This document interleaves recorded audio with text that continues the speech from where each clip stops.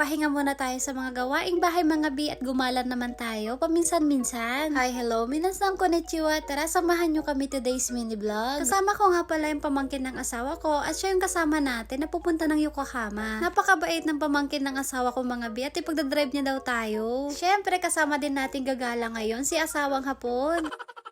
Hindi namin ginamit yung sasakyan ni Daddy dahil hindi daw niya alam yung pasikot-sikot dun sa Yokohama. Buti na lang mabait yung pamangkin niya at ipagdadrive niya kami. Dadalhin niya tayo sa mga sikat na pasyalan dito sa Yokohama. Siguro mga 1 oras kalahati ay makakarating na tayo dun sa pupuntahan natin. Pagdating namin dito sa Yokohama ay nagpark na kami ng sasakyan. Akala ko nakarating na kami dun sa pupuntahan namin kaso hindi pa pala. Pag-park namin dun sa sasakyan ay naglakad na kami papunta ng train station. Dahil traffic ay magte-train na lang daw kami. Pagkatapos ng 10 minutes na paglalakad, ay nakarating na kami dito sa train station. Bago kami pumasok dun sa loob, ay nag-recharge muna sila ng IC card. Ito yung ginagamit dito sa Japan kapag sasakay ka ng train or ng bus. Rechargeable, prepaid card din to para hindi ka nabili ng ticket. So tamang hintay lang kami ng mga ilang minuto bago dumating yung train na sasakyan namin. Excited na nga ako mga bi dahil makakapunta ulit tayo dito sa Yokohama. Mas mabilis daw kami makakarating doon sa pupuntahan namin kapag nag-train daw kami. Mga 10 minutes lang na biyahe ay makakarating na tayo doon sa pupuntahan natin. Ito yung last station mga bi, dito na tayo bababa sa Motomachi Chukagai. Magsi 7:30 na kami nakarating dito sa Chukagai Station. Lalakad ulit kami ng mga ilang minuto para makarating kami doon sa pupuntahan namin. Pagkatapos nating lakarin tong mahabang underground na to ay paglabas natin ay Chinatown na. And finally nga mga bi, pagkatapos na mahaba-habang biyahe ay nakarating na tayo dito sa Chinatown. Pagpunta nga namin dito mga bi, grabe, sobrang daming tao. Abay, tuwang-tuwa nga na naman tong auntie nyo mga bi dahil makakagala na naman siya. Dahil nagutom kami sa biyahe, ay bibili muna daw kami ng kakainin namin. Natakam ako dito sa Buchi kaya nagpabili ako sa asawa ko. Sa ilang oras sa biyahe namin ay nagutom na ako mga bi.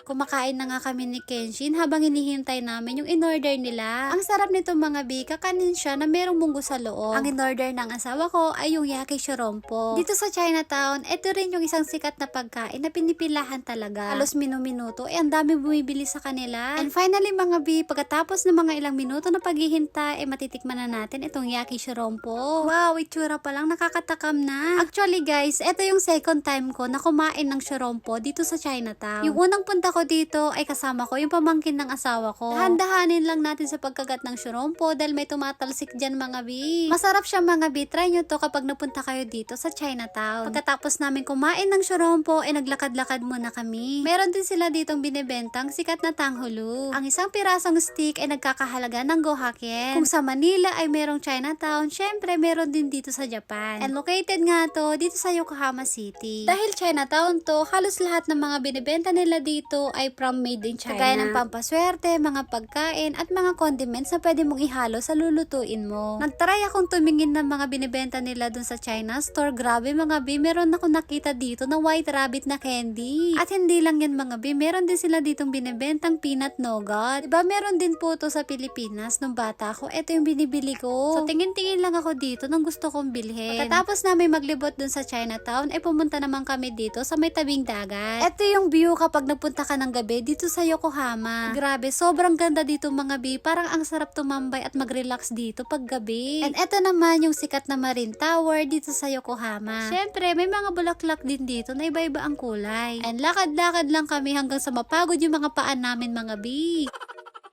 Sariwang hangin yung malalanghap mo dito at makikita mo yung napakagandang view. Ang sunod naman naming pinuntahan ay etong Red Brick Warehouse. Meron ding flower garden at pwede kang mag-picture-picture dito. Sobrang ganda nga mga guys kasi napaka-colorful na mga bulaklak. Dahil spring season na po dito sa Japan, marami ka na makikita mga bulaklak kagaya nito. Napaka-romantic ng place na to mga bi, pwede nyong dalhin dito yung mga jowa nyo.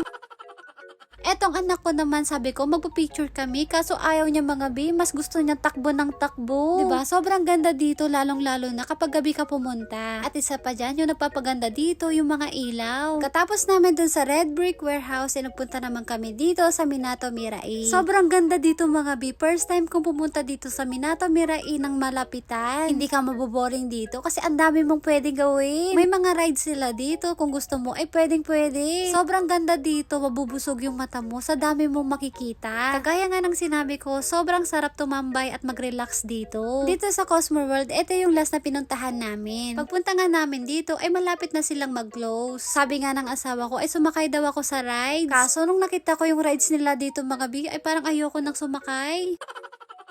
Parang nakakatakot mga bi, para kang hinahagis. Pagkatapos namin doon sa Cosmo World, naglakad na kami papunta ng station. Sobrang ganda rin ng cherry blossom kahit gabi na. Pagkatapos ng 2 oras na paglilibot, ay uuwi na kami mga bi. Hindi rin kami pwede magpagabi dahil baka wala na kami masakyan na train. So fast forward na nga tayo mga bi at nakasakay na kami dito sa train. Sobrang napagod kami mga bi sa kakalakad. 3 lang kami nagbiyahe pa uwi dahil yung pamangkin ng asawa ko ay nagpaiwan. Pag ganitong mga late hours, ay wala nang masyadong nakasakay dito sa train. Kapag gumagala kami, minsan mas gusto ko rin sumasakay sa train para ma-experience ko naman. Dahil walang masyadong nakasakay, o tignan nyo naman mga bi, kanya-kanya na kami ng upo. Yung anak ko naman ay yun mga bi, nakahiga na dun sa upuan.